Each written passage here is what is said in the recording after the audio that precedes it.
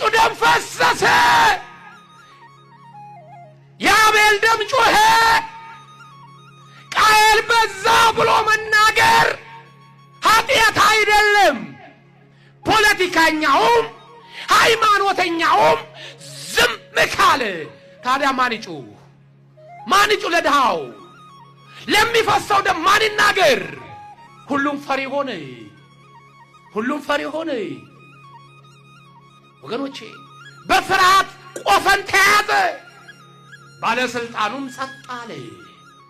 እውነት ባለስልጣኑ የሚሰበሰበው ወገኑ ሳይሞትበት ቀርቶ ነው ወገኑ ሳይፈናቀልበት ቀርቶ ነው ግን አይደለም ለምን ለመኖር ይያለ ያጨበጭባል ወንድሙ እየሞተበት አልሞተብኝም ይላል ዘመዱ እየተፈናቀለ አልተፈናቀለም ይላል ለምን በፍርሃት ቆፈን ተይዟል ፍርሃት እንደነከለ ቢያሰቃዩኝስ እንደነከለ ጨለማ ቢጥለኝስ ይላል ወገኔ ሰው የሚጠላውን አይደለም ሰው የሚጥልህን አይደለም መፍራት ያለብህ እግዚአብሔር እንዳይጥል ፍራ እህቴ